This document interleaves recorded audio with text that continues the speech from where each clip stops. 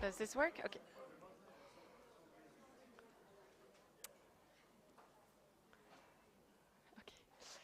Ladies and gentlemen, esteemed guests, dear participants, good morning, and a heartfelt welcome to the EUTA Manifesto launch event. EUTA represents leading tech companies born and bred in Europe that provides innovative products and services to more than 500 million users globally. First and foremost, I want to express my sincere gratitude to each and every one of you. We have a full room today, online and offline too. And it's quite an intense period, so thank you so much for making the time and being here with us. I also like to make a special acknowledgement to everyone who helped to put this event together and bring it to life. Thank you to you too. If we look a close look at the agenda now, in just a few minutes, we will hear more about EUTA Manifesto with EUTA'S president, Christine Skoordent-Lund. It will be followed by Renate and Nikolay, the Deputy Director General from DG CNECT at the European Commission, which provide a short summary on what the European Commission has achieved over the last years and share her thoughts on what lies ahead of us. We're quite honored to have a high-level panel. There's been some last-minute changes Friday afternoon and this morning. Unfortunately, Mia Petra Kompula is kept in Finland, so her assistant, Johannes Mikkelken, has kindly accepted to jump in. Thanks so much for that. And unfortunately, MEP Schwab is stuck in a plane, so he won't be able to join us today. But we still have a very interesting debate with the Belgium digital minister, Mathieu, Michel, and EUTA president. So please stay with us and stay tuned. There's going to be quite a lively exchange. If you have any questions, please keep them for the Q&A session. And if you take the floor, introduce yourself briefly by sharing your name and your company or organization. Before getting into it, let's have a short 90 seconds video about who's the EUTA. I hope you'll enjoy it, and thank you so much for being here.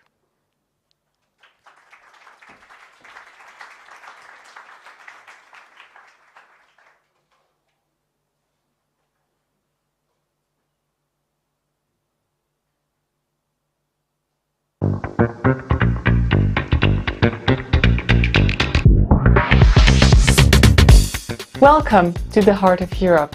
Allow me to introduce you to the European Tech Alliance, or EUTA for short. We proudly represent leading European tech companies that provide innovative products and services to more than 500 millions of users globally.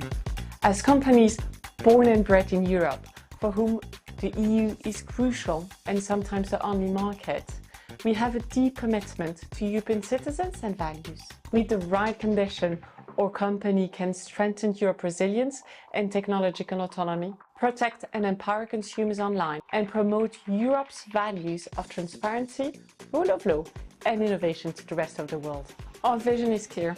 It is time to boost Europe's tech competitiveness. In 3 steps, we can enhance growth and innovation in Europe. How? With an ambitious EU tech strategy to overcome growth obstacles, by making a political commitment to clear, targeted and risk-based rules, and by enforcing rules consistently to match the globalized market we are in. After nearly a decade, our ambition remains unaltered. We aim to help shape the political and legislative landscape that allows Europe to shine on the global stage. The opportunity is there. Let's seize it together.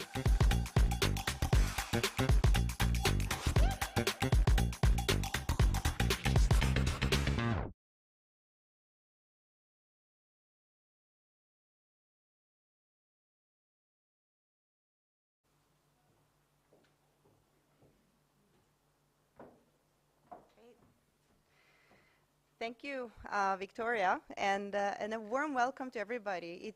We're very, very happy to see so many here and sharing our interest for the cause and helping us launch this manifesto. So really, thank you.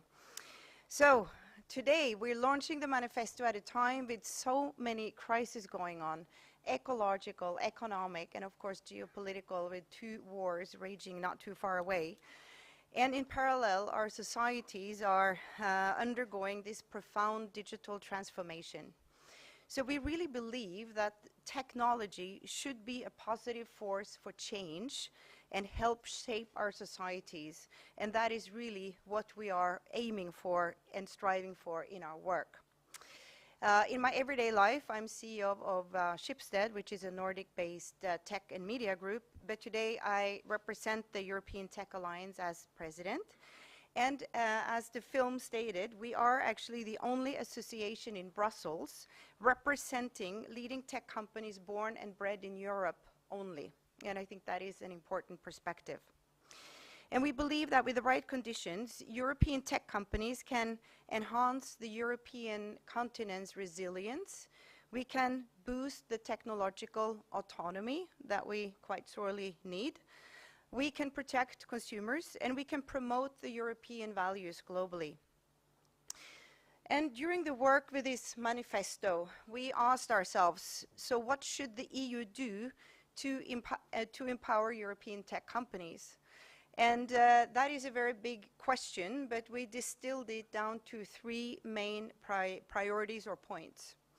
The first one is that we need a strategy for European tech that empowers digital companies to grow and innovate, to deliver the best possible services, products, and personalized experiences to the users.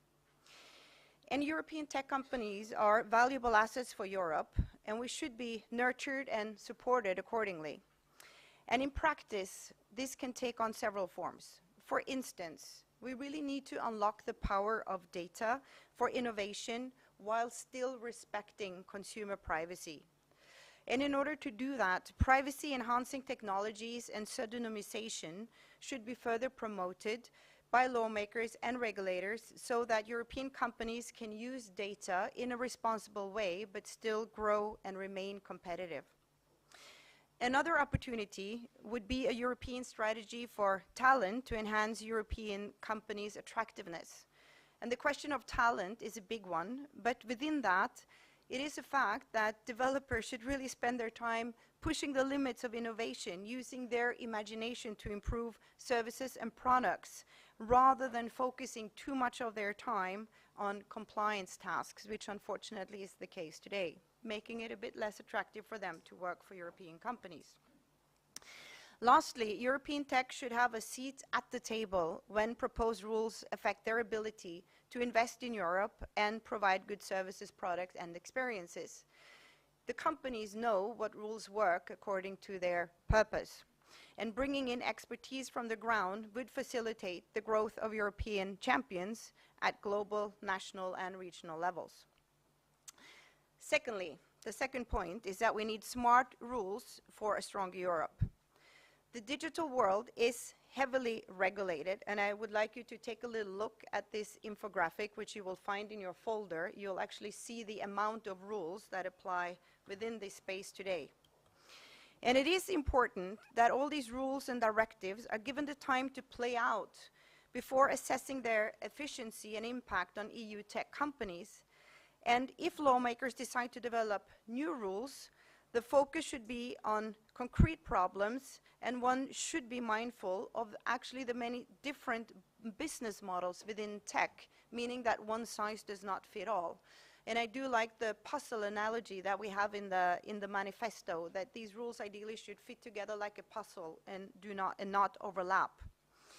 For example, a retailer is actually very different from a marketplace, and rules for new and second-hand goods must be tailored, and just like they should be for streaming versus social media services.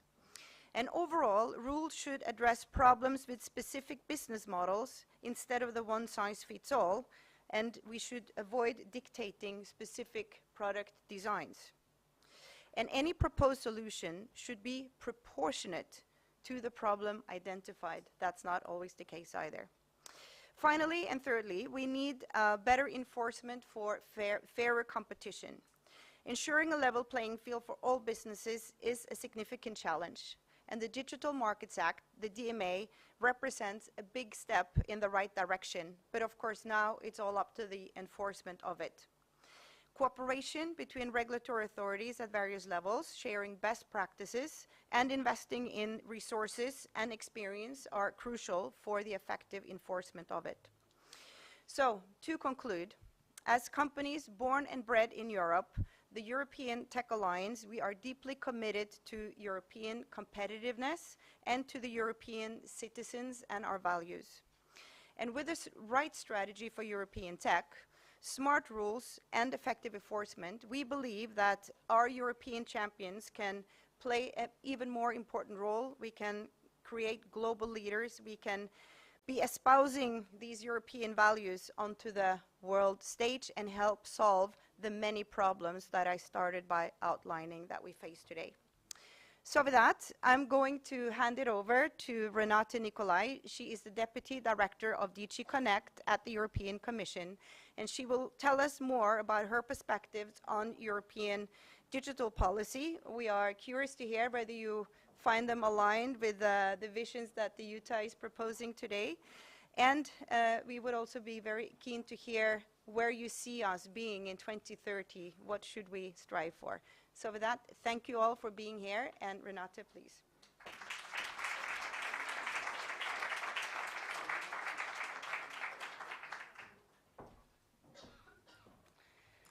Hello. It's a privilege to be at the European Tech Alliance when you launch your manifesto for the future. And I would like indeed to kind of take us a little bit through what have we done, where are we now in terms of what we have managed to realize already now, and where do I see us going with a perspective even beyond 2030.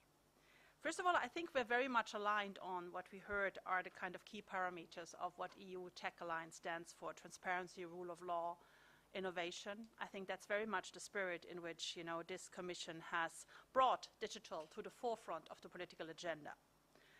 I want to kind of take you through a ride on what we have done in terms of regulatory work, in terms of political kind of buying work, and in terms of technological support work, because I think all that is important if you really want to help realize our digital potentials.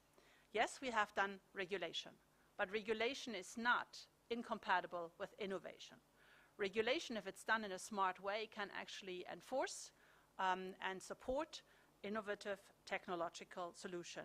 And I think the key parameters on what we have achieved are indeed the new platform rules, DSA and DMA. And believe me, I'm kind of enforcing them already every day. Even though the full governance structure with the national digital service coordinators is not even in place. These new rules are good news for the EU Tech Alliance because they bring in bigger accountability, bigger responsibility for the platforms, better safety, better protection, huge opportunities. Let's take the DMA for an example. It's hard time, it's long overdue to kind of recall that the gatekeepers have created silos where opportunities for app developers were simply limited. With the DMA, now that we have already designated 6 gatekeepers and are in compliance talks with them to actually come with compliance models by March next year, you will have an opportunity to actually, break these locked-in structures to kind of really make sure that data portability can be used by Europeans, to really make sure that you have third-party apps on the kind of platforms, to really make sure that there is side loading, that there are kind of systems in place when you look at the kind of the search models, that are fairer and more open. I think this is very good news for the app developer.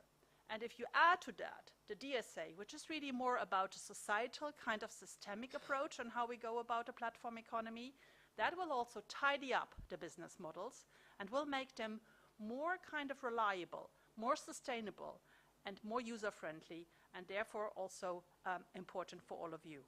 Or let's take another example, the Data Act. Highly overdue that we finally come to terms with, in Europe, the data use for the digital transition. And not only the rationale, and this is from somebody who has negotiated GDPR and believes in it very much, but not only limit our perspective to the concept of data minimization. Yes, Data privacy is a fundamental right and will always be protected, and we will always have a European Court of Justice that will always kind of issue decisions on that. But again, this is not incompatible with, in a world where we will have interconnected devices and more data to be used for the potential of the European economy, that we can also kind of make that happen. This is the philosophy of the Data Act. And this is what we have to use it for. It will be adopted today at the Council. It will then be adopted in the Parliament in December. And then we have to make it real. Again, we have to break up the silos. We have to make sure that the 80% of most of them industrial data is finally used for innovative purposes, for the creation of new tech champions in the EU. And they can happen in all sectors. This is a fundamental law that applies to all sectors, all industrial sectors where Europe has strength, and they can use the data. We need to open that silo. We need to kind of discuss business models that can be created on the basis of the Data Act, and new contractual solutions that can be found on the basis of the Data Act. What have we done? We have, in the end of the trilogue phase, mainly talked about trade secrets, as if this was the only thing about a Data Act. No, the Data Act is about the potential of the use of data for the next phase of the digital transition, and we did the right thing in striving for it, and now we have to do the right thing in putting it in practice. Or the AI Act, the thing in town right now, right? So, again, let's not forget why we are doing this. The philosophy behind the AI Act was that it is supposed to be an enabling legislation and not a prevention legislation. It was supposed to kind of help us to catch up in our digital sovereign attitude with China, with the US, where there's much more AI development. We can still achieve that if we go back to the rationale, if we go back to the philosophy of the AI Act, even now in the final stretch of it. This is possible even though Europe, of course, in the AI Act needs to have a signposting on the foundation models, cannot be totally silent on generative AI. But it can also not deal with all the copyright issues that might arise regarding generative AI in this AI Act. We have to accept what it is and what it isn't. And I think if we stick to that, then we can still, under the Spanish presidency, come to a good solution that kind of is innovation-friendly, also with the idea of the sandboxing. That was very powerful in this. In GDPR, I remember we wanted to negotiate it in, it didn't work. Now we have it in. You know, this is a development also that I see in regulatory terms, that we kind of are more grown up and want to, from the beginning, kind of build in, you know, exploration, expertise gathering in a safe network, you know, like in sandboxing. So all very powerful examples why regulation is not hindering innovation, but supporting innovation. As important as regulatory approaches is the policy context. That's what brings in the member states, what brings in the parliament in a broader policy perspective. And this is the Digital Decade Policy Program. I really must, you know, underline its importance. The three institutions, we have given ourselves target for 2030, and they are targets that you have asked for. You know, skills, you know, all the kind of, you know, the structures that you need if you want to have the tech companies growing also in the next decade. We just issued our first report where we are in terms of, you know, the pathway to get to the 2030 target. It wasn't too rosy, I fear, because if we don't kind of change gear, we are not going to make it. At the moment, we have fiber to the households at 56%.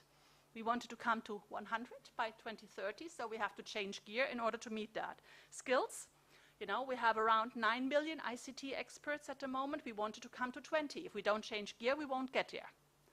Or, you know, 5G, you know, the new kind of, you know, models. We don't have a lot of 5G standalone solutions. We don't have the 5G take-up that we really need in order to kind of come to the next level of connectivity, to the connectivity that we need for the next level of technological innovation and for the so-called Web 4.0.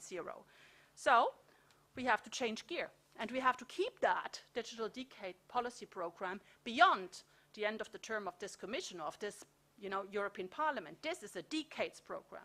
And as our President has said at the beginning of her mandate, this is the digital decade. Either we make it or we lose it. The third aspect that I wanted to highlight is the technological support. And also there, I think we have actually learned a lesson. It's a little bit the end of globalization as we knew it. It's the end of the naivety. It's the kind of the digital sovereign kind of approach to things, and it's right. It doesn't mean that we are closing the shop. It's more that we are more grown up, more assertive in what we are doing. We are more aware of who we are with our big digital market that we represent. And here, for instance, we are really world class again when it comes to hyper, computing capacity in Europe. No member state alone would have been able to do that. Only by joining forces, by creating these supercomputers in different parts of Europe, could we create that supercomputing power that will be so important if we want to kind of use the potential of the next kind of step in that technological revolution. And here, an interesting, additional initiative that has been announced by the President at her last State of the Union address will be to actually help AI startups to get for free access to that supercomputing power, because that will be so important for them to actually test their potential models.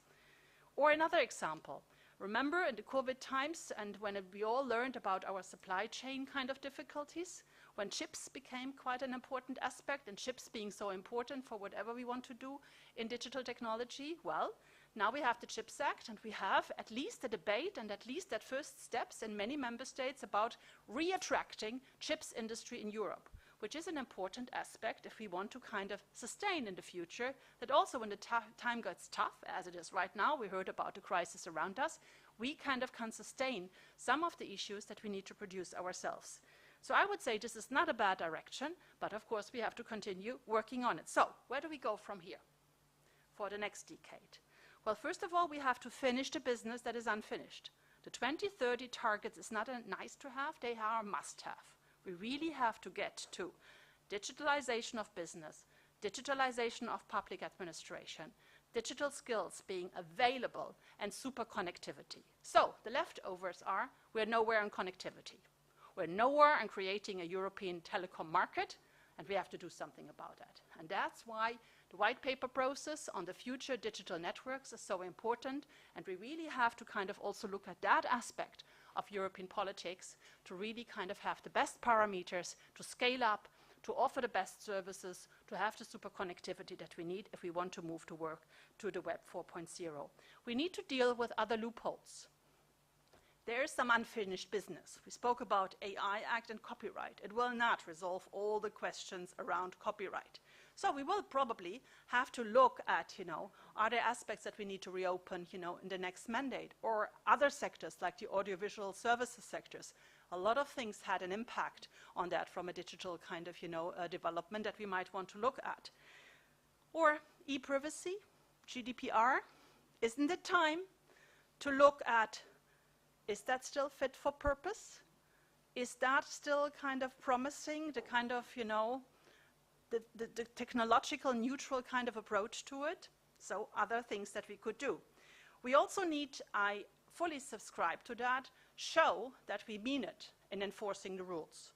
You can count on us and the Commission to do that with the DSA and the DMA, but the structure on enforcement is not the same everywhere. GDPR is enforced by the National Data Protection Authority, so I think there is a debate to be had about effective enforcement in the EU that we should not shy away from. We are good at doing laws, but we have to show that we are also better in enforcing them thoroughly and enforcing them in a coherent way. So I think we owe you that we kind of, showcase in the next mandate that we also connect the dots. And that will require for many of the authorities who have a role, we have the Board on Data Act, we have the kind of data protection authorities, we have the AI office, we have the DSA and the DMA digital sheriff and the Commission. We all have to work together in this, and we have to create an ecosystem of effective enforcement that is not yet there, and where I see a key task for us also in the Commission to lead on that. Absolutely digital international kind of strategy.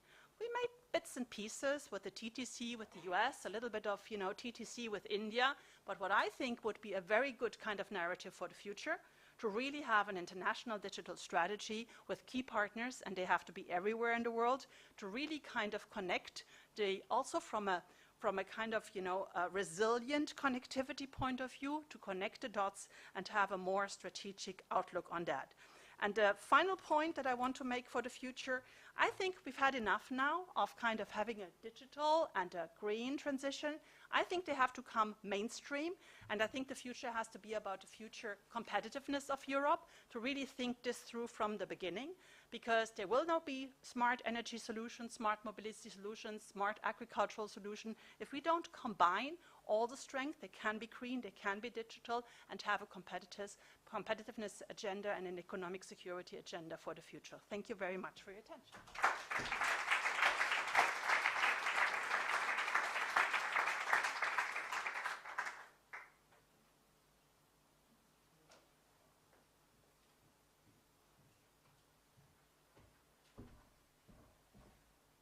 All right.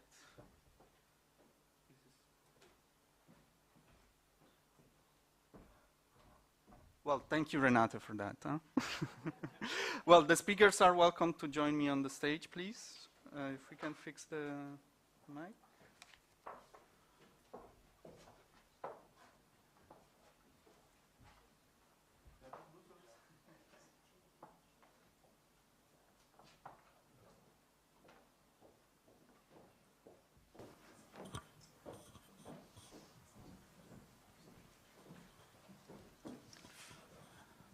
Right. So good morning, everyone. My name is Luca Bertuzzi. I'm technology editor at EURACTIV, and I'll be moderating this panel. As Victoria said, there was a last-minute reshuffle, but it's great to have our guests today. So we have Mathieu Michel, Belgium's Digital State Secretary, Johannes Mikkonen, Policy Advisor to Miapetra Kumpalanatri. Forgive my bad pronunciation at any time, please. Huh? And Christine, who you've already met. So following Renate's speech, I would like to start with you, Christine, because you mentioned the DMA is positive, is a good step in the right direction. At the same time, Renate said the DSA is also good news for European tech companies, and I would like to understand if that's your opinion as well, because, I mean, the DMA does not target European companies as far as we have seen. The only gatekeepers are non-European companies. So is European digital policy only good when it doesn't target European companies? No, I think, we have to 95%, we believe that that legislation, both the DSA and the DMA, is actually very well done. On the DSA, there are members of the EUTA being affected by it, so and we still support it. So it's not like we only think of ourselves in that sense. I mean, large platform companies, they need to be regulated, whether they are American, Chinese, or European.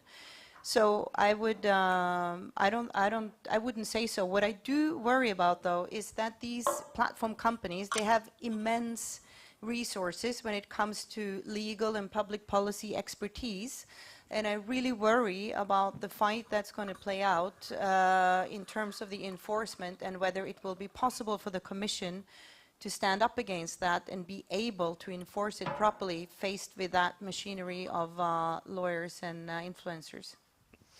Right, and when we talk about the enforcement of the DSA, for example, I'm turning to you, Mathieu Michel, because this is, of course, something that will play out at the national level too. We are seeing lots of different authorities having to collaborate, and I mean, this is a bit the challenge that we see with digital policy in general, that is so horizontal, that we have plenty of committees in the parliament, plenty of working party in the council, but also now that we have to enforce something like the DSA, how does this complexity play out for national enforcers? Okay, I'm from Belgium, so we are used to complexity. Of course, I was really impressed, and thank you for the job, to see that. Obviously, that's our problem. Every day I meet companies and tech companies which speak about regulation, about technology, regulation about application, and we speak about authorities, so many authorities. And obviously, it's important, and it was mentioned a few minutes ago, our challenge is to reconciliate innovation and trust. Innovation and trust. We must to unleash the power of innovation in our companies, and in the meantime, we must guarantee our European principles and values, transparency, privacy, it was just mentioned. And after having built the regulation, it's time for the governance. It's time for the enforcement. And obviously, I have the impression that after the negotiation of the regulation, we speak about the governance. And then we let the countries decide how to regulate, how to build the authorities. And then that's the case for DSA and DMA. For example, in Belgium, we have so much level of governance. Who thinks they are in charge of DSA? Who thinks they are in charge of the DSA? That's really complicated for us. And so that's the reason why in the coming months for the presidency, Belgium wants to put the question of the governance, saying, okay, we have just had 5 years with so much regulation. Now it's time to think at one simple question: how to? How do we implement? Will it be with so many authorities, or do we have to learn for the experience that we lived, and can we find something to be more convergence if we want to tackle a new governance? So that will be a major priority for us, is to ask ourselves how can we implement those regulations. And that's the reason we will propose to the other countries to build a European agency of the algorithm, an agency whose the purpose would be to build convergence and not to let anymore so many authorities in all the countries. It was mentioned a few minutes ago. If you see the GDPR and the way the GDPR is implemented in every country, it is really complicated for big companies, as yours, but even more for SMEs. And so we need to build more convergence if we speak about regulation. Right. Just to follow up on that, because there have been talks about creating an EU agency on digital for quite some time, maybe in the next budget. But what about, what are the member states thinking about the national level? Because not all countries have a digital minister. This fragmentation that we see now with the DSA is also quite symptomatic, because there doesn't seem to be any interest to establish a new digital authority. So before we think about a European digital authority, shouldn't member states reflect on creating one at the national level? I think that we must think in parallel. For example, in Belgium, we have got the BIPT. BIPT is a technical authority, and we want to make it a digital service coordinator. So some kind of institution which is above every other, but in the meantime respecting the competencies of every institution in Belgium. I think that the good question would be, what will be the mission and what would be the objective of such an agency? Would it be an authority? Would it be an agency? Would it be there to give advice to the countries? And what we want to bring in the coming months is only to put a common project on the table and to see, okay, we live a big problem when we speak about enforcement. And so I think that a good question would be to say, okay, if you want to build something together to avoid those fragmented enforcement, what would it be? What would be the objective of such an agency? What would be the mission of such an agency? What would be the power of such an agency? And that's where we will be able maybe to build something which will reconciliate all the countries in building a common way of enforce the law.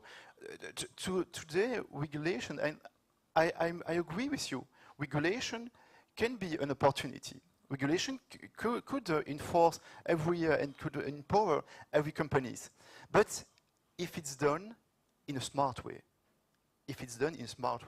and the way it's done in Belgium, in Italy, in France, in Germany, it's not always the same. And so that's a problem.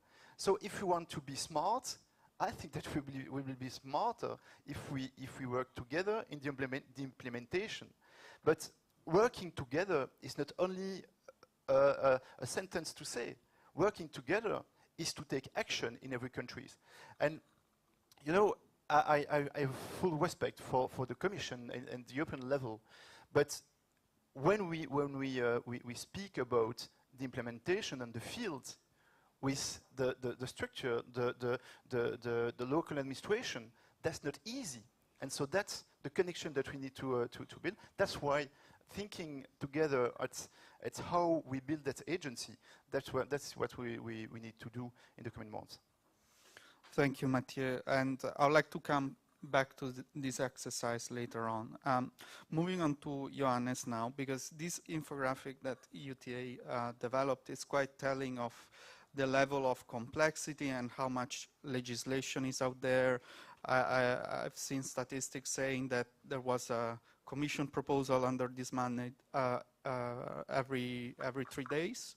So as you work in the policy-making machine, how do you take into account this regulatory complexity and how new initiatives need to interact with those that are already in place?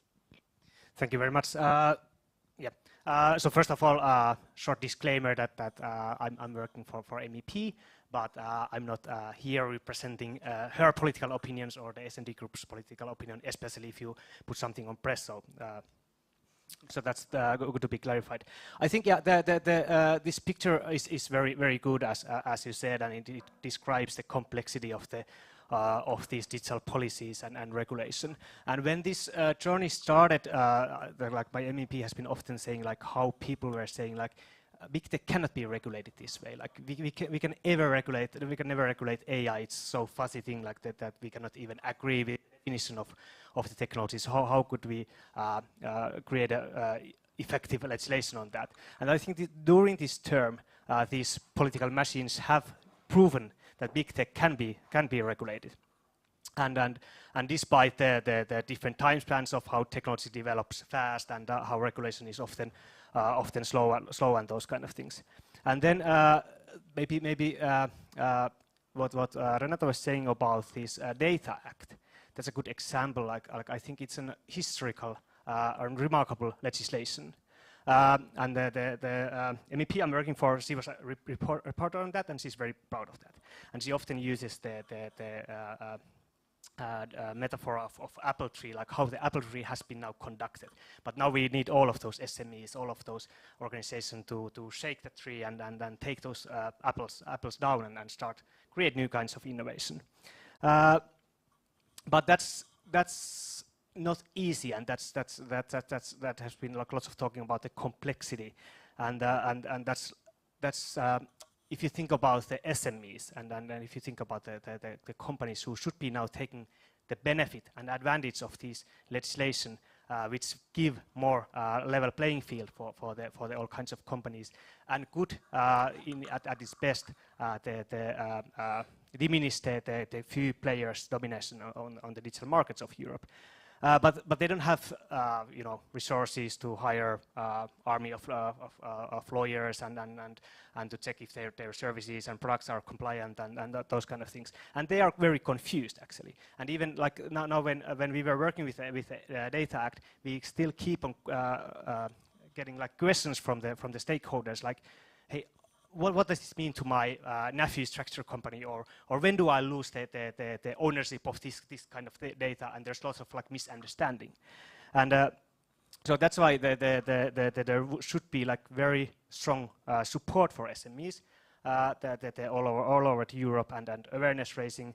The S&D group put the provision of increasing data literacy in Data Act in order to support that, but lots of things needs to be done. And also Mathieu described well how the member states they have different structures, they have different settings, and then they are like fragmented. And at its worst cases, the effect of these legislations could be hampered very much if the member states are not able to implement them properly, and rules are not enforced and so on. So there should be like a kind of like quite clear feedback loop between all of these legislation, as well as then within the policy, regulation, and implementation. And that's something that's still the missing, and it's kind of like complicated and challenges, of course, the lawmakers' job when we you negotiate with the DSA, and then there's like the Media Freedom Act or something new, and then okay, there is already overlapping these things, or even at the worst case like contradictory things. So it requires a lot, and that would be like should be supported also in the member states, but within the policymakers as well. Thank you, Johannes. And going back to you, Christine, all this regulation we are looking at the EU level, we often forget that companies also have to comply with national legislation. And the European Digital Single Market is in fact a very much unfinished building. When you talk to startups, they often tell you that it's easier to for European startups to go to the US and scale up and then come back to Europe than try to expand in Europe, just because of how many different administrative procedure and legislation there are. So in your view, what are the main obstacles the Commission should look at in the next mandate to create a truly single market for the digital sector? So then, I mean, I might be a bit subjective to our own situation, but I think, we often say that regulation is hampering innovation in Europe. I mean, maybe to some degree, and in some instances, yes, I do also agree that good regulation can be a strength. But I think the real problem is the fragmentation, and that really is what hampers and makes it more difficult to scale. I think we need I think, although ideally we should be able to decentralize as much as possible in this world, I still believe actually that when it comes to this, we have to have more centralized enforcement. The GDPR, for example, probably should be centrally enforced. And I say so also in this space because the digital world is so connected. The digital world doesn't really know any national borders anyway, so you need to treat it accordingly. So therefore, I think maybe that's one place to start, and that goes for enforcing regulations like the GDPR and other things. But it also goes for competition law, because it is a problem today that many, like for us who, for example, operate in many European countries, you meet different practices around, and you meet a different maturity in understanding that these markets are not national. Our competitors are normally Apple and Google and others. They're not, the other local newspaper or local marketplace, right? And I can give you an example. In 2020, through our subsidiary Adevinta, we acquired eBay Classifieds, and it should be a great thing that a European company is actually acquiring an American company for once, even a pretty known one, a big one. So that should be yay, great. It was a nightmare. It took 12 months to get the competition clearance, and 6 of those months was due to an Austrian competition director who just decided that he was going to make it very difficult. And Austria was 0.5% of the total turnover of this combined company. So, they shouldn't even really have a say in it. And you end up being at the whim of one national authority like that, And this was an acquisition of $9 billion. You can't really risk it. So, I would really think many times over before I embarked upon that type of venture again, because it really creates such unpredictability. And we should make sure that Europe can make big bets, not just, we talk a lot about SMEs, but big European companies need to be able to make big bets, and that is today very difficult. Thank you. That's very good to have these sort of examples from the ground. Mathieu, Renate before was talking about some unresolved questions like copyright, AV sector, and maybe data protection too. Since the Belgian presidency is putting on the table this exercise of try to think, you know, what should be in the next mandate, not in terms of, you know, laundry list, but what are the truly unresolved questions that need to be addressed. So my question to you is, what is left to regulate? The creativity of the regulator is infinite. But I'm not those kind of regulator. I think that we regulated so much those last year, and it was important to build trust. Now it's time to enforce. It's time to solve that problem which was mentioned a few seconds ago. How do we struggle that fragmented worlds or that fragmented Europe? To my point of view, it can be the challenge of the 6 coming months to say, okay, how can we do better in implement those regulations? That's, to my point of view, something really, really important. It won't be enough just to say we must break the silos. There is a lot of jobs to be done to see how we can struggle that fragmented implementation. And so we spoke about the GDPR, for example, and all those national data protection authority.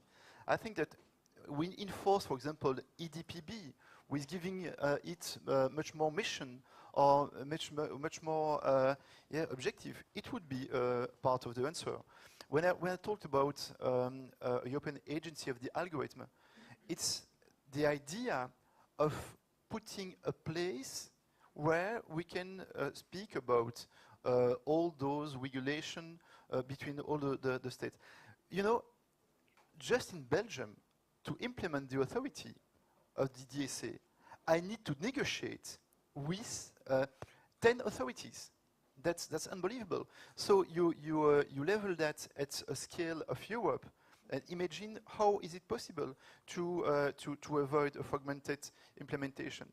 And so for us, it will be, for the coming months, really a big challenge, not to disperse our attention, but to struggle against that fragmented implementation. That's something that, to my point of view, is really important.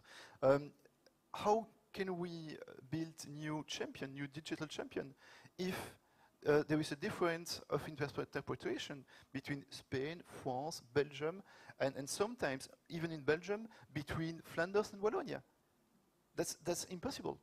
So we don't want to be dispersed. We are focused on our target. One target for the 6 coming months is saying, okay, slow down a little bit on regulation, and let's give all our attention on the way we can improve implementation, and in fact be smarter and enforce the regulation.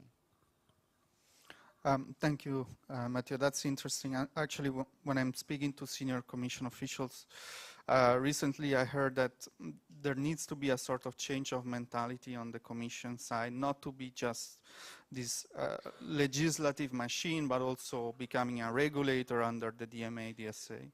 If I can add something, it would be important for the Commission to go on the ground and to see how it's happening.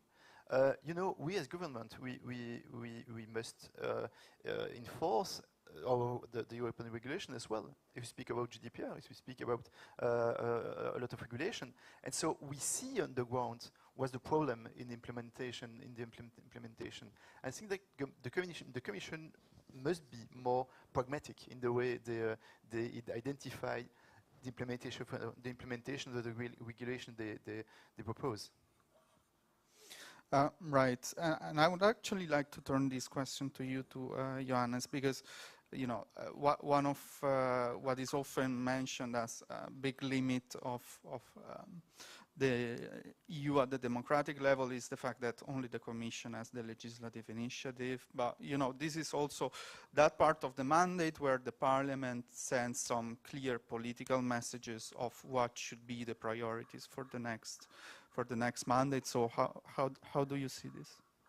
Yeah, that's a good question, and yeah, Mathieu answered very well regarding this implementation part, which we have been talking here as well. But it's good to note that you know, none of us is politician, and politicians are not maybe very keen on implementation and law enforcement in a way that nobody wins elections next European elections. That, yeah, we okay, yes, sorry. You're an exception, Mathieu. Yes, exactly. But then they're like, okay, like previous commission did excellent regulation, and now we need to focus to support the implementation and review those legislation and maybe do small tweaks or something. But you know, like that of course, the politician wants to leave their handprint on the legislation, create new kinds of things. But of course, there is lots of things to do that I think we in a way all agree that the world is not ready within this existing legislation, and the generative AI was a good example how the AI Act was already going forward, and then people realized, okay, there is this kind of like new foundational model that needs also we need to evaluate their risk and mitigate those as well. So technology develops fast, and new kinds of legislation will be needed for the future. Maybe a few things that has been like under the discussion is that especially within the political group I've been working in is the this sector-specific AI regulation that Renate also mentioned, like IPR and those kind of things. If we create now, hopefully, soon the AI Act, kind of like giving the general obligations to based on the risk of different AI applications, there will be like specific issues in a different sectors, such as IPR and maybe some misinformation and digital identity, those kind of issues that needs to be solved in the next mandate as well. Also, the digital transformation at workplaces, and how to create like algorithmic management and working conditions within utilizing AI.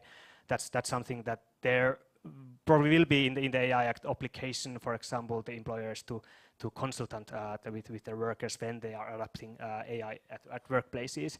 But still, that's something that if you want to get those productivity gains, if you want to the kind of digitalize our workplaces as has been discussed here, that's doesn't happen automatically, and actually there are like lots of examples also in the several organizations that new digital solutions haven't actually increased so much the efficiency and those kind in the healthcare sector and those kind of issues.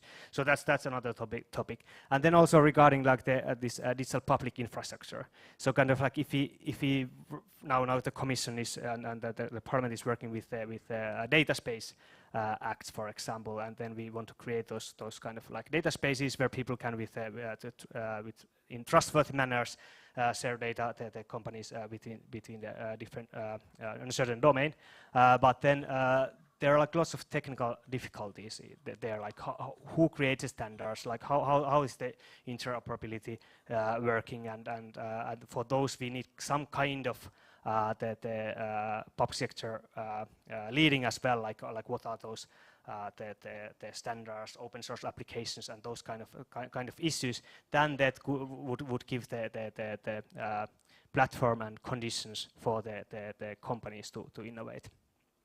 So maybe those three things.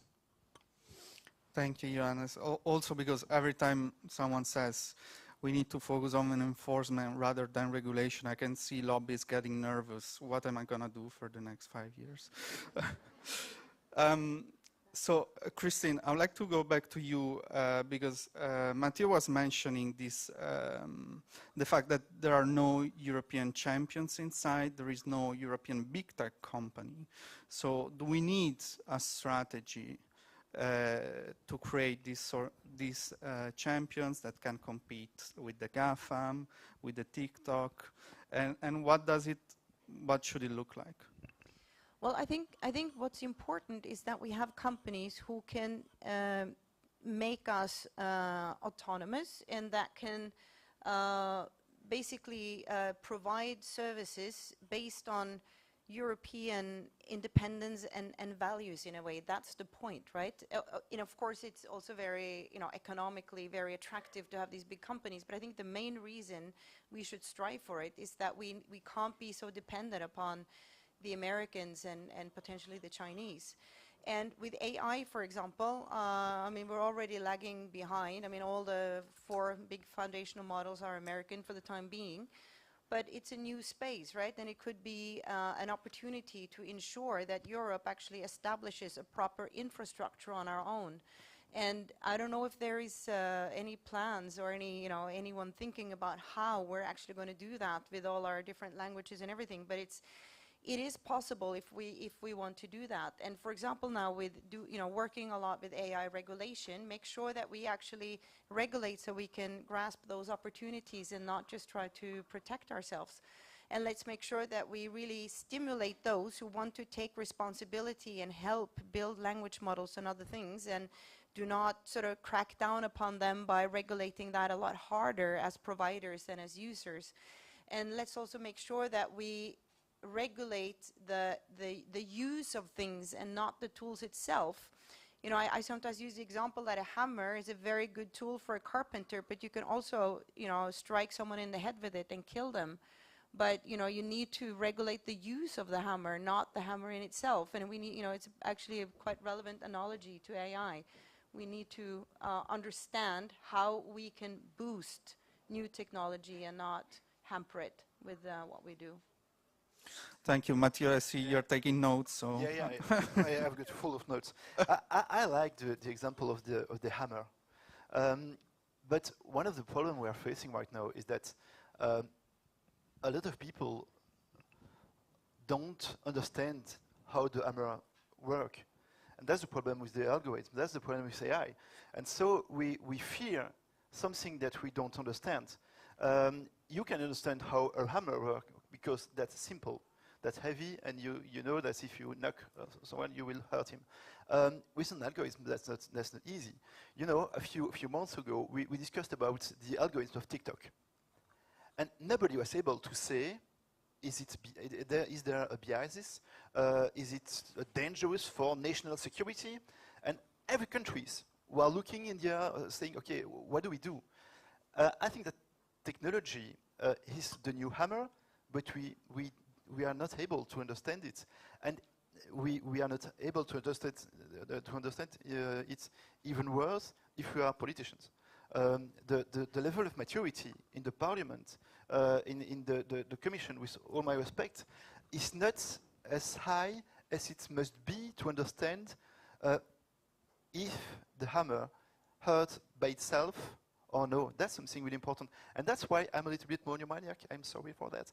That's why we think that we need to build an agency which is able to accompany the structured institution to a little bit like the agency of the medicine, to say, okay, that's an algorithm which is safe, or that's an algorithm which is a little bit strange because there could be a bias or something like that.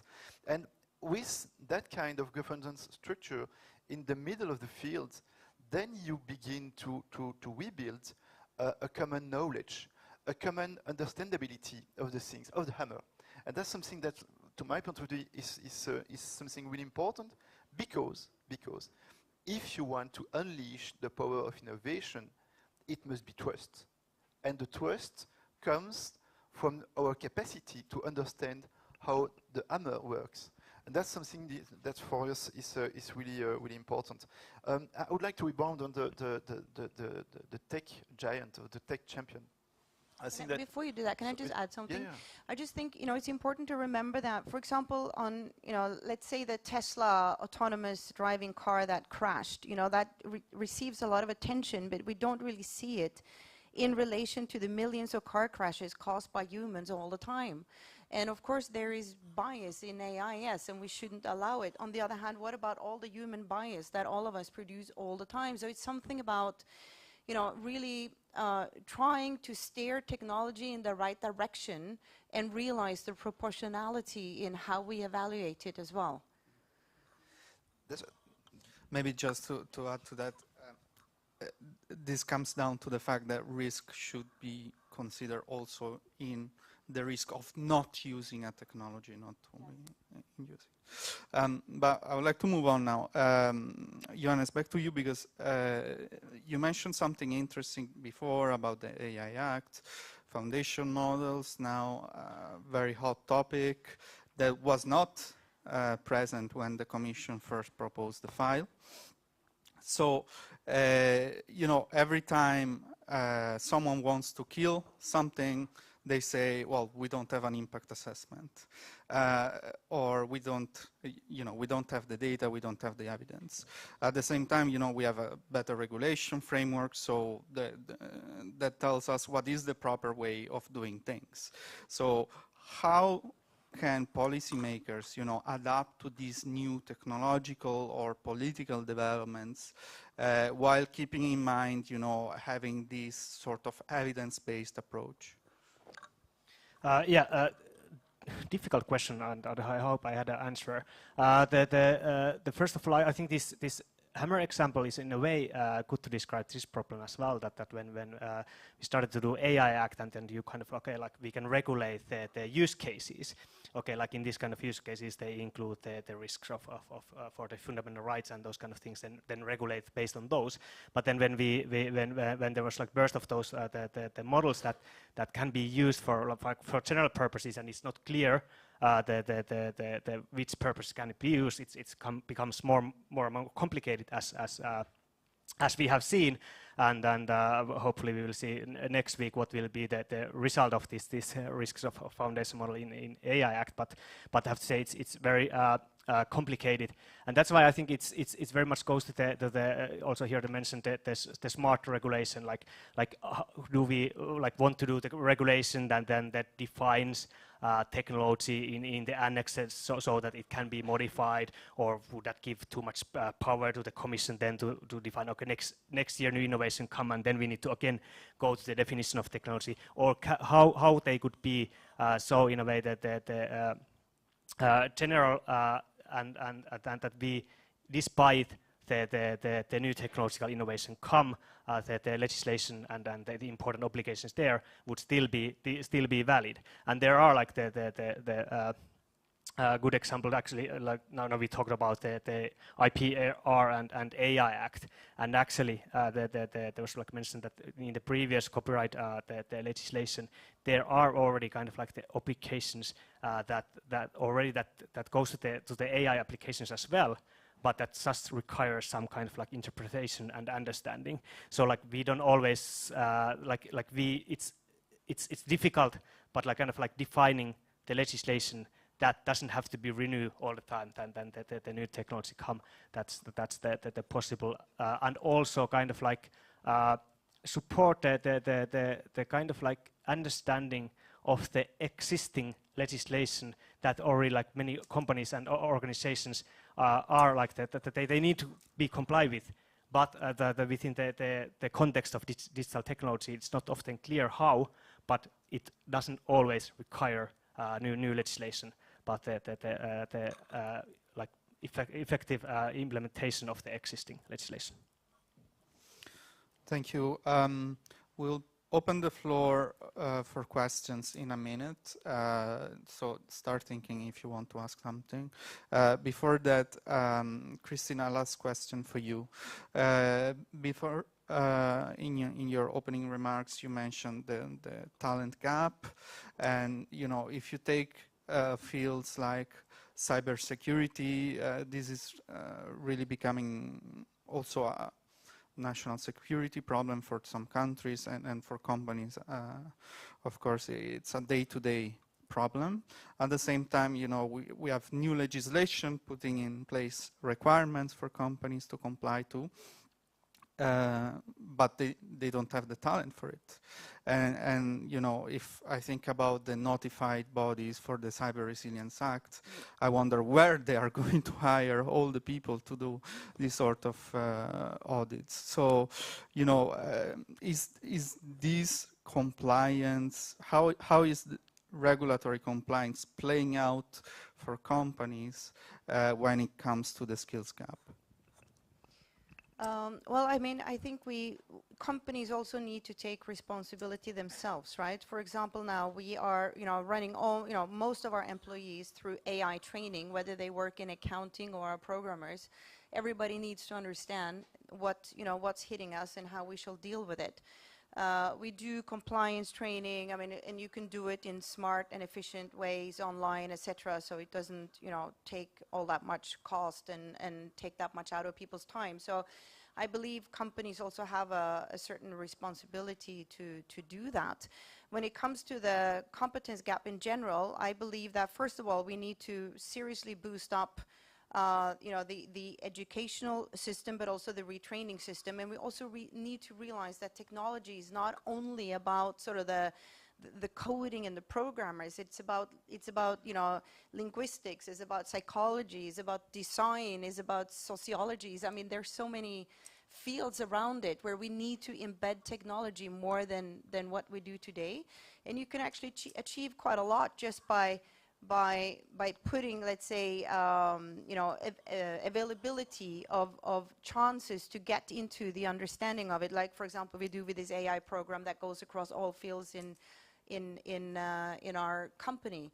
I also believe that we need to make sure like I made my point in the speech, make it attractive for the best talent, make sure they actually get to work on what really stimulates their abilities to the utmost. Today, we know for a fact that I think it was mentioned that 30% of programming time goes to compliance. I mean, that's too much. That's a 30% innovation loss, basically.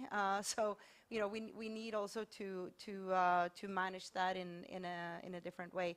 One final point is on resilience in general. Now I'm speaking a bit beyond companies but more into the society. But given the threat we're all under in terms of hybrid threat, information campaigns, fake news, etc., I really think we need to do quite a lot in general in the population in terms of building resilience, psychological resilience, basically, to stand up against influence, fake news, information campaigns. We have a long way to go to be prepared to face what's hitting us right now. Mathieu, any reaction to that? We're surprisingly early, actually. I just mentioned our priority, as you spoke about governance and the way we want to work on the agency of the algorithm. But there are two important projects which will be the priority for the presidency. One is the skills.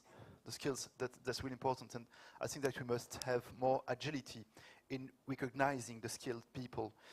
That's not only through the traditional education or even with the retraining, but it's also with validating the existing skills which the people are having.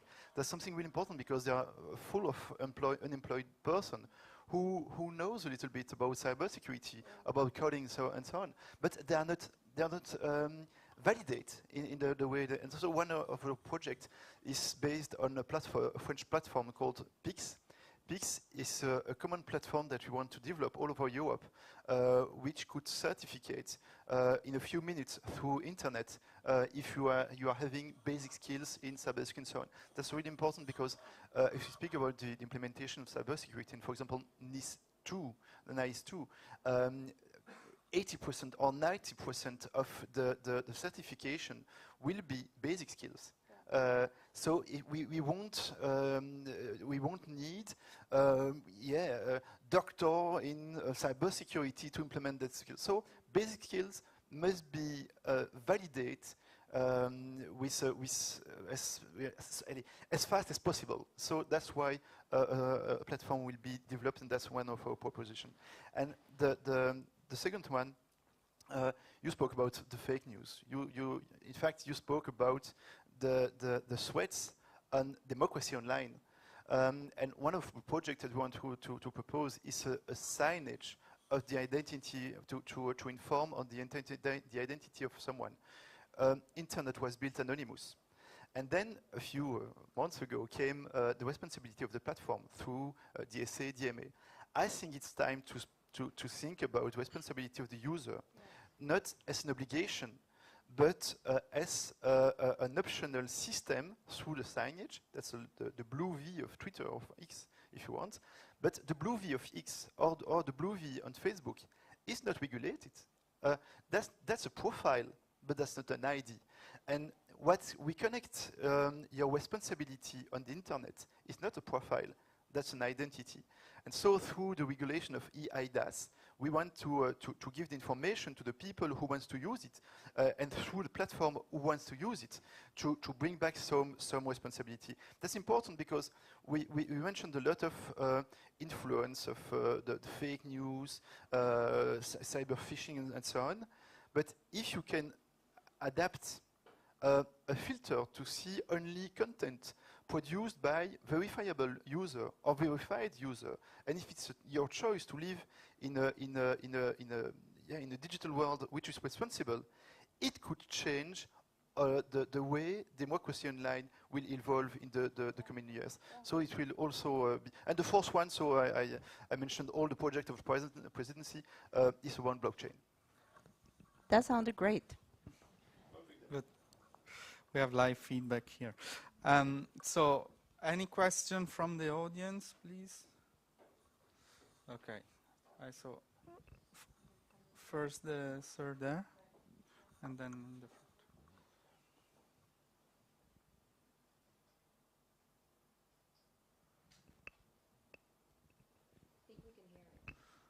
If you can No, say but your name and... I think it's streamed too.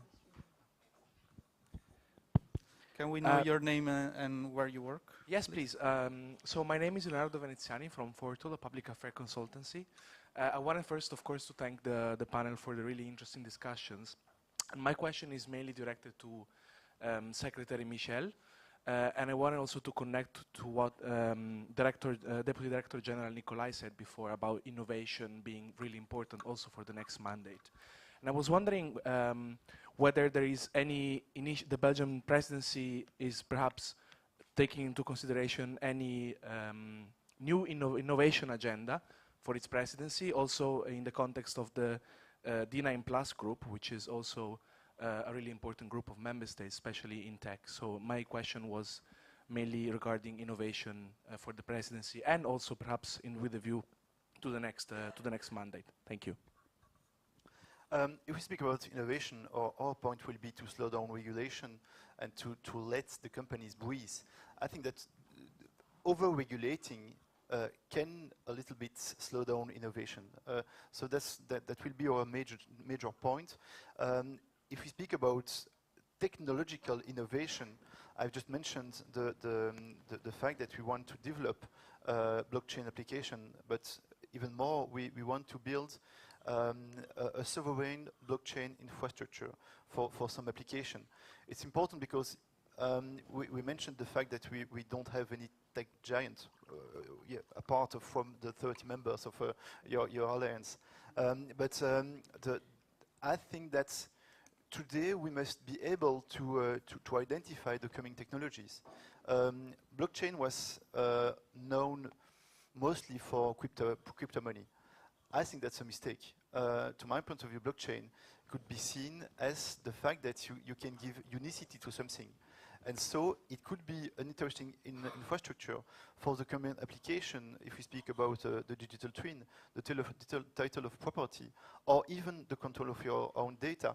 So if we speak about innovation, firstly, we want to let the companies breathe, SMEs, big companies, and so on. And secondly, we want to identify a specific technology, blockchain, in fact, here, to give to the countries a common infrastructure. And it would be a sovereign blockchain infrastructure. We built an EDIC with already, I think, 8 or 9 countries who are involved in that project. So it's, and we began only 6 months ago. So there is a big interest in developing new technologies to build expertise in that domain and to help companies around that technology to propose new projects. Thank you. The lady in the front. Hello. My name is Nathalie Landré. I work for Criteo, responsible for government affairs. And I'm also a EUTA AI lead. I have a question related to risk. We see that different pieces of legislation have different notions around risk. AI Act talks about high risk, middle risk, low risk. DSA talks about systemic risks. GDPR talks about sensitive data, processing having legal effects. There's a lot of confusion around this. So my question is twofold. First, how do we ensure consistency across this text so that we make sure that we only, to the extent possible, focus on what is the highest risks? My second question is also, how do we ensure that we don't have a more risk-averse approach to online activities versus what's happening offline in terms of how risk is perceived? Thank you. Johannes, would you like to do that? Yeah, that's again the question that describes very well the problem of this complexity of this legislation and the processes, if they are done in the fragmented manners, and you know, like politicians are, of course, when they are negotiating a certain file, and here experts on that field, of course, like it's very easily happen that the way how then the risks are described in somewhere else are a bit different, I don't have, of course, I don't have a clear answer about that, but kind of like I think it goes very much related to kind of like generally the evidence-based policy-making processes and improving those, and kind of like regarding the impact assessments and those kind of tools. What we have already and what we could develop further regarding, so that it's like decrease the complexity and creating more unified approaches and terms within these different pieces of legislation. I hope that satisfies you. I know it's it's quite a complex. Offline versus online. Yeah. Any thoughts on that?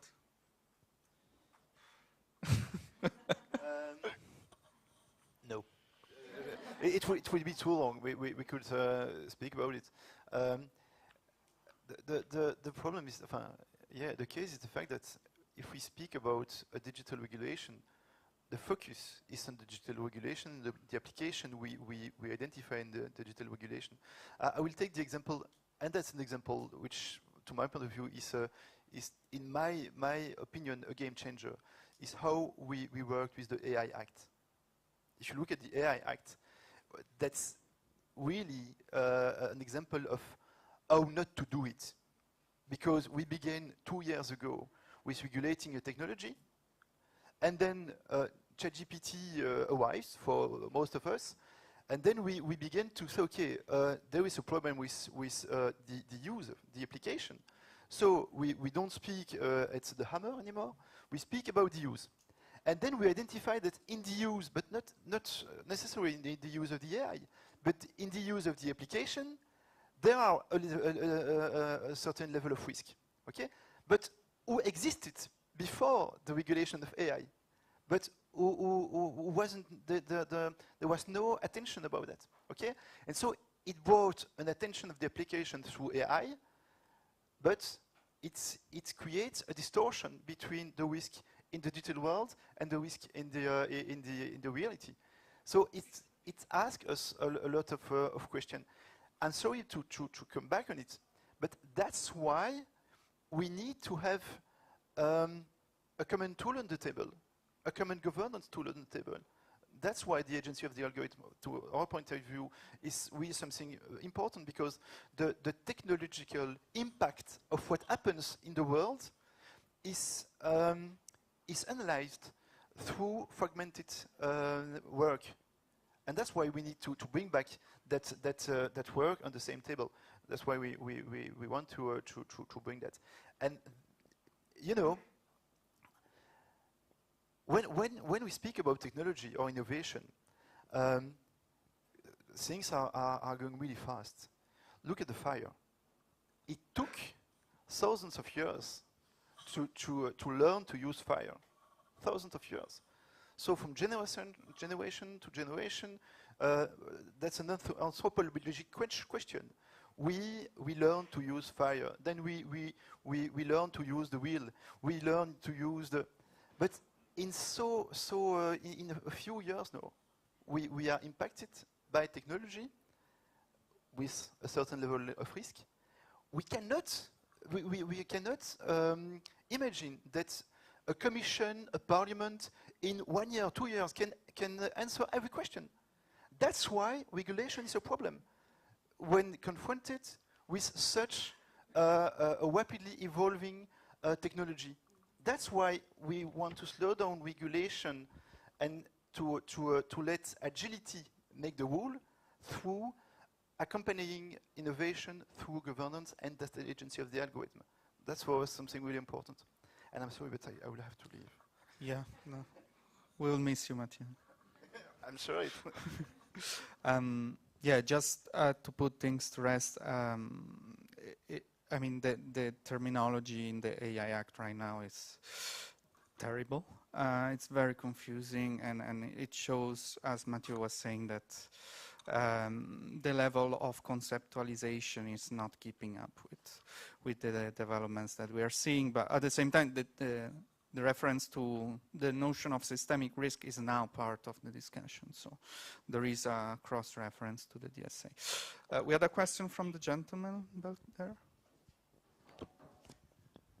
Hi, my name is Robert. I represent both Volt and then EUTA as a board member. A question that kind of links to the question around the hammer, and on the one hand, I think it's a good idea that we get some more knowledge and decentralization that we've been kind of calling for. But I think the other bit that we advocate in our manifesto is bringing European tech companies closer to the policymakers so that we make European tech policy together. So I think a quick question on that, especially to Mathieu and Johannes, on how you feel about, like, what can we do to be a better help to the policymaker to be closer to you, and like how can we actually in like practice make this work, that European tech and European policymakers come together to create the rules for European tech. Thanks. Well, if your appointment can wait. But it will be my last answer. In that agency of the algorithm, we think that we must be seated together, not only policymakers, and it will be also more transparent for all lobbyists that you can imagine, but having a common structure where policymakers and companies are, that's really important, because technology comes not from the government, it comes from the companies. And so with academic companies and policymakers, I think that we can do something together. And I'm sorry, but I'm never late. So no worries, no worries. Sorry.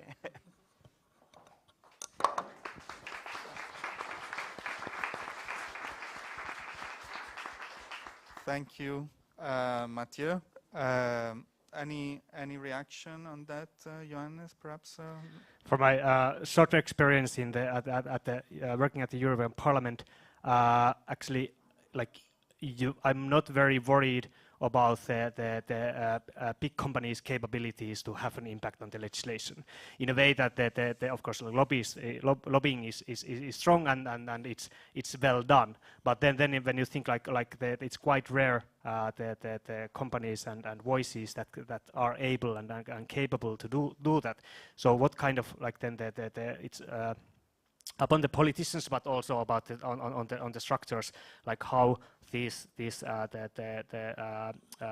voices could be more diverse. The different organizations, different perspectives could be taken into account, better, who may not have that level of capabilities to lobby their perspectives on the legislation. And of course, the one already here mentioned, we have good tool of these regulatory sandboxes, for example, that kind of could and should be utilized more, and they are more involved also in the legislation than the giving.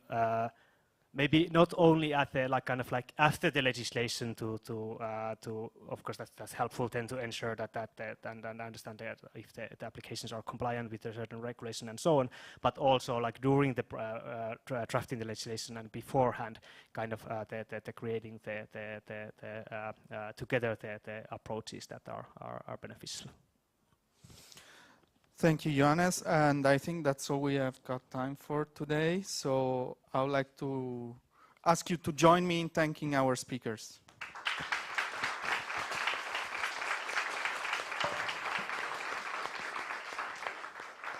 Also, Victoria, our Secretary General of EUTA, for some concluding remarks. Thank you, Luca. Thank you to your speakers. If I have to sum up quite briefly what we've heard today is that regulation can definitely support and enable technological innovation. That's what we heard from Renate and Nikolay. And we saw that she really emphasized on the importance to have enabling legislation instead of preventing legislation. And if we go to why do we have preventing innovation sometimes or preventing legislation, it comes from the lack of trust, of the lack of cooperation or misunderstanding. So if we want to make sure that we have a legislation that empowers tech, legislation that makes innovation a reality, we need to improve trust, and we need to make sure that between the different level of authorities, whether it's regional, national, or European, we have a good understanding, but we also need to make sure that we work all together. Whether with businesses, civil society, or policymakers. So we need to clearly improve the dialogue, and that will be maybe the focus for the next 5 years. What I really enjoyed hearing is that digital skills is way broader than just coding. That's something that must be remembered, and that we all are part of the value chain, that we all have to bear the responsibilities, whether we are an authority, a user, or an enforcer. And so that's also quite important in the future. So thanks so much for being here today with us. You have a nice lunch that will be served, so enjoy yourself and feel free to stay with us until 2 p.m. Thank you so much.